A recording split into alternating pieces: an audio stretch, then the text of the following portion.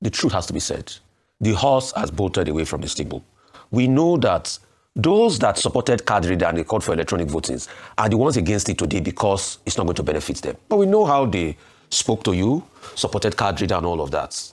So they have gotten what they want. As we speak today, what's on the IRF is not justiciable. Can you tell us some secrets of rigging so that people can be aware going up to the elections and what people should do as we speak? The matter is already gone. This house we have, they can't be trusted. They are rubber stamped. They've already passed what they want to pass. It is us Nigerians that remain now, those that still have the interest of the country at that. Point out the areas they might likely use to rig with the law that is on ground and how Nigerians can be aware. Let me ask you something. If election results are correct at the polling unit, how do they change before final announcement? Because most people think rigging happens when ballot boxes are stolen. But a former INEC commissioner says that's not where the real danger is. He said the real problem happens during collation when results are being transferred and confirmed. And according to him, one small change in the new Electoral Act can open door for manipulation in 2027. Not violence, not chaos, just technical loophole. In this video, I will show you exactly what he said, how he believes elections can be compromised, and what he says should be done to stop it. Just stay with me to the end of this video so as to get the balanced update. Take a listen. The areas they are going to use to rig, tell Nigerians. All those arguments, we've made it in the past. We know they are the consequence, the danger of what had been passed is that we are bringing back what we call incident form. This is another version of incident form. Yes. Because there will be no network. History is a graveyard for contending opinions. When we introduced Carida, we decided to have an application for those who don't have fingers. So that we are looking for all-inclusive electoral process. Yes. But you know what happened? Politicians connive with INEC full staff. That application for only those who don't have fingers was now used to use incident form. The whole of community no longer have fingers and all of that. You see, discretionary power can be abused. The danger of what is going to happen in 2027 as follows. At the polling units, presiding officers' lives are going to be in danger. Because where Nigerians are gathered, results of polling have been announced. Everyone could look at his telephone and you could see network. But the presiding officer says that there's no network. You are going to put the life of that presiding officer in danger. Meanwhile, the children of all the political elite are not going to be at the polling unit. It's the youth corpus that they are going to be faced with. This is a clear danger. Okay, so with respect to that, so what they are going to do now is like an incident form. Another version of incident form, which for you to sabotage the entire. Another one. Can we do another one so that we be revealing all the secret to the people? I don't think every of these things I would like to say here. Let's say it. That's why people will hear it. Because first, one of the danger of what they are trying to do is this. You know that in 2015. In 2019, there were evidence of collusion of some of our staff when they gave the serial number of EC8A in certain polling units for people to print. So when you now have what do you call it from EC8A that have the same serial number and the essential feature, and they are transmitted to the IRF, which one are you going to pick? So they are going to print ECA. Yes, because in 2015 it happened. Yeah. In 2019 it happened. When INEC went to court to charge, some of the people came to the Senate. One or two persons. It was a common knowledge. Came to the Senate. They produced INEC results. But the essential features were not complete. INEC went to court. Regrettably, the court upheld a fake result produced by, even when INEC distant, it said that this is not our original copy of the result. I see that, Mr. and thank you so much. It's not just the legislature, because now you've also looked at even the judiciary. And even in the case where you came out to give evidence, they still ruled in favor of a result that was not produced by INEC. So even though the legislature is in the eye of the storm currently, It is across the 3 tiers of government: executive, legislature, and judiciary, in terms of how badly how our elections have been run and how credible they are. What is the way out? Because I don't want to leave people feeling despondent or increasing voter apathy for Nigerians who are watching. I want us to still have that sense of a light, despite how dark the tunnel is. So what is the way out? And maybe that's why Rufai was asking the question around where are some of the errors, so that now, because no matter how bad it seems, there are still people who are willing to go all the way in defense of democracy. What are the options available? The greatest option that we have is the judiciary, that must stand tall and mighty in defense of democracy and the rule of law. The 2022 Electoral Act, there are profound provisions that we put in there, or even unknown to politics. If you record that in one of our program, we used to tell you people there are provisions I don't want to mention on the program. Those ones. Don't tell the politicians. Let's not tell them. I say this because were it not for the judiciary, we would not be where we are today. This debate was because of judiciary. Transfer, transmit. Section 60, subsection 5, that said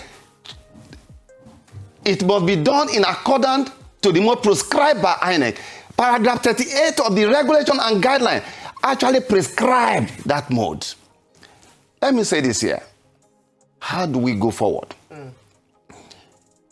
One of the things you must remember about the military, despite all the things that we fought military, it was the decision of the military that if election is, there was a decree that if election is bad, is rigged, it should not be the court that should confer victory on anybody, that should go back to the people to be sure of the will of the people.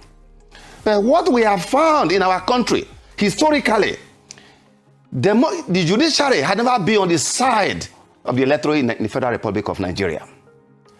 As we saw what happened in June 12th, and everything that has happened so far, judiciary had never been. And I say this here. Democracy is a danger. When judiciary shows sign of weakness, collapse, or irrelevance, the only reason why we fought the military, talking about importance of judiciary here, is because there was no parliament. The people have no say. Otherwise, there was an executive, there was judiciary. The only arm that was missing was parliament. And that was why we wanted democracy. How do you explain that a National Assembly that don't carry out public hearing across the geopolitical zone and the people spoke? Look at what has happened. The Falcon no longer listen to the Falconer. This is what Professor, one of your own, John Fisk, referred to as semiotic democracy. There's a gulf between what the people want and what had been given. So judiciary is the greatest challenge. My constituency, they have failed. With respect to that, I must say this because I have all the records. I have all the record of failures. When it comes to election, judiciary have not done well. In fact, the Nigerian people now see my constituency as a veritable, conspiracy against them, because they have never given effect to it. Look at what they have done with primary. Today, nobody should think about any primary in Nigeria, because Supreme Court struck down the practice direction that was issued in line with Section 29 of the Act. Today, no primary in Nigeria. So, the way forward is for the judiciary to stand tall and mighty in defense of due process, because what we are saying now is not what is expected. No be smarting, but relax. Let's break this down properly. What Mr. Igini is trying to say is that this is not a drama. It is a process issue. Voting can go well at the polling unit. People vote. Results are counted. Agents sign.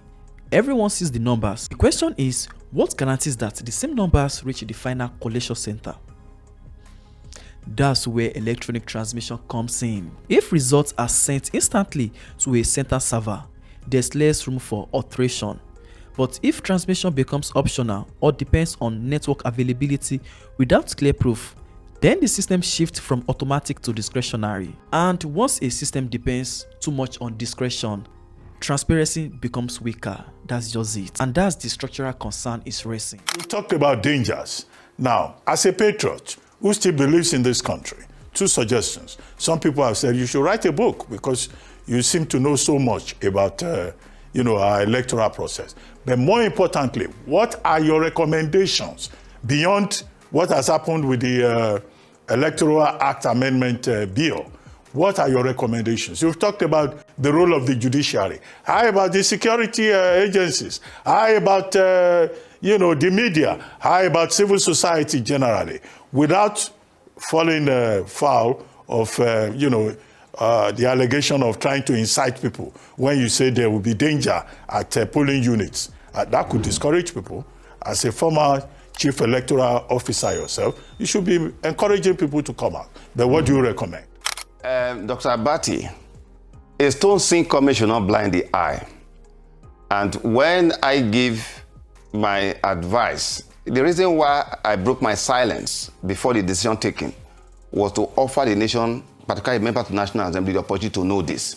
With respect to the figures given out, all you need to do is to go and check the list of those who were elected in 2019, compare it with the list of those who were elected in 2023. That will give you the figure. With respect to why, it does not really matter, that cannot be correct because we have had brilliant legislators who are so good, who were brilliant, independent, showed integrity. But because governors are the one that will determine who becomes a member of House of who get a ticket to go to the State House of Assembly, to House of Rep, to Senate, most of them did not return.